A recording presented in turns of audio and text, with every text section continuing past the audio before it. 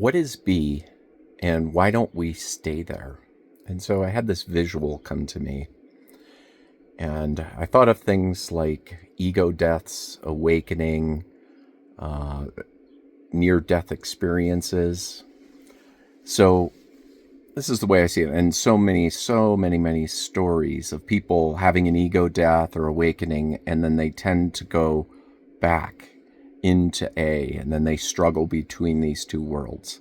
So kind of the way I see it is that we live inside of this ego mind. And basically all that is that we all just decided this is how we're going to do reality. And this is the way human nature is, and blah, blah, blah. And that story. And we live inside of that. And then we want to awaken, and we begin to expand, and we're starting to go outside of that story.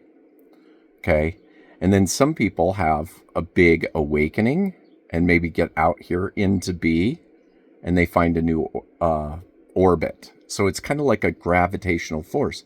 But because A is so popular, it's like a gravitational, so life just keeps bringing our orbit back into A. So people will have these ego deaths, and they're just like, I don't know what the heck is going on. And it's because they're not familiar with this new world where judgment is not a thing, where we can create, we understand the nature of reality and creation and these kind of things.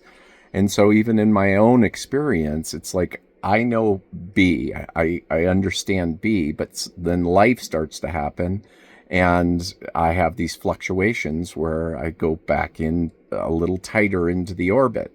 But the idea is that I'm pursuing is, and other people like me, is to continue expanding and understanding the world from a bigger perspective and understanding how reality works from that. It's not familiar to me, and there's a lot of us that are collaborating to figure this whole thing out. So I hope this is helpful.